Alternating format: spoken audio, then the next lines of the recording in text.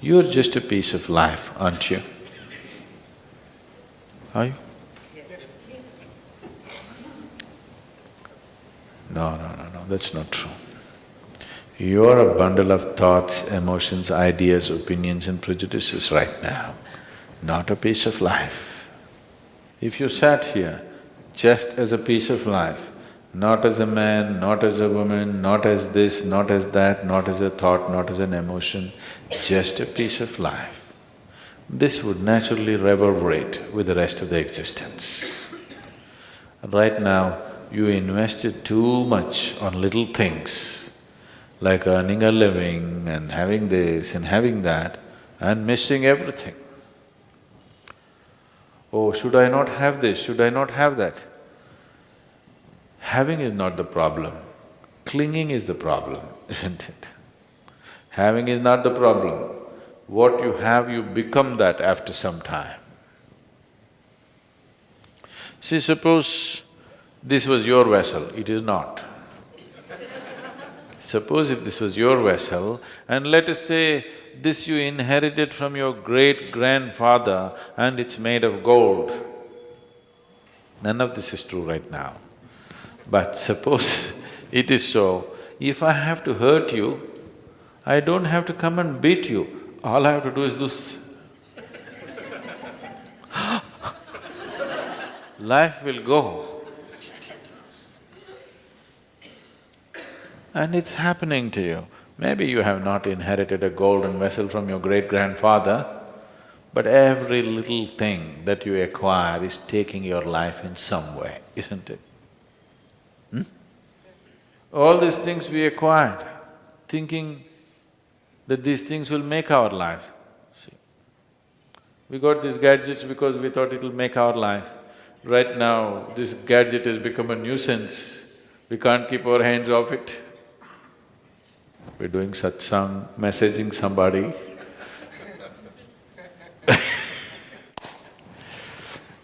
Communication, of course, but not a communion. So, once you've come here, you should not leave this place without knowing the full depth and dimension of what this life is about, isn't it? Nobody should leave without knowing this, because other things are subject to various realities. We do not know whether you will get to run 100 meters in 8 seconds, what do you… you can't do that.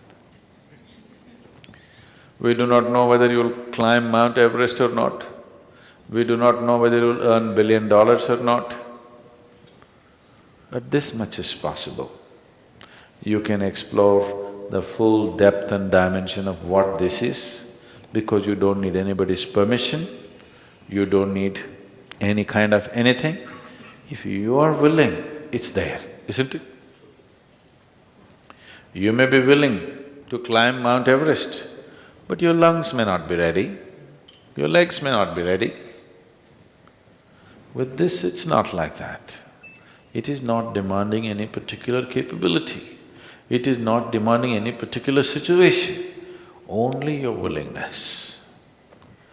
But you see, your willingness comes in installments.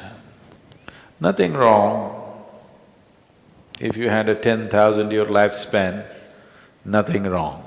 Fortunately, you don't have that, because if you hung around for 10,000 years, oh, what a miserable world this will be. Isn't it? You may think whatever you want, but it's good you have come with an expiry date. Is it not good? Have you noticed, on a particular day when you're very joyful, 24 hours, poof, just went off like a moment? You're miserable and depressed, one day goes like a eon. So only miserable people have a long life. Joyful people, even if they live to be 100, it's too brief. Before you know what's happening, it'll be gone. Really, it gets over too fast. But if you're miserable, you will live long. So it's a very brief life. And whatever is of paramount importance to this life must happen at the earliest, not day after tomorrow, isn't it? It must be today. So, the life process doesn't wait. You need to understand, your life is just a certain combination of time and energy.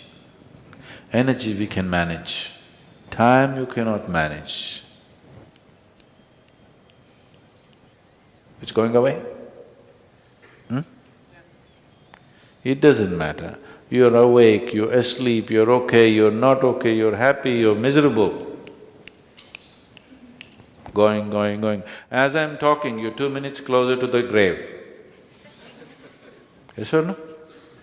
Time you cannot manage, it's just going. You can only manage your energy, you can manage your activity. How you make use of the time, you can manage. But you cannot manage time, it's slipping away, isn't it? So if you recognize that your life is just a certain amount of time and energy, you would definitely invest your energy in a way it is most meaningful to this life, isn't it? But if you do not understand this, if you intentionally forgetful about the briefness of life, and you go about as if you're eternal.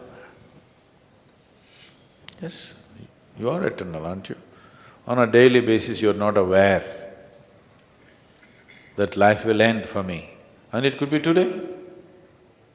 Not to be terrified, just to be in tune with the fundamental facts of life, that it is possible that our lives could end today, isn't it? Possible? We are not intending, we are not seeking that, but it's possible, isn't it? If you miss this, then you'll miss your whole life. If you do not understand that you have an expiry date and it is not even fixed like a pharmaceutical product that you have another 2 years to live, it could be just about any time. If you miss this one fundamental fact, you're sure to miss your whole life, because everything that's vital will be tomorrow, and tomorrow never happens. There is a certain superstition in South India, maybe it is here also, particularly in Karnataka, where on all the village homes, in red paint, it will be written, Nale ba. Nale ba means come tomorrow. They write it in red paint because devils will come wanting to enter your house and they can see only red. You didn't know this? Because they're looking for your blood. They can see only red color, so it's painted in red paint, Nale ba. Devil comes to your house and says, okay, this house is tomorrow, and goes away. But the fact is, most human beings have done this not to the devil but to the divine. Nale ba. If you've done it to the devil, it's okay, but you've done it to the divine, isn't it? Tomorrow. We'll meditate tomorrow? Yeah? So, knowing life is not some superhuman effort. If you stop being some other rubbish and just become life, which is what you are, knowing life is not far away, it's right here.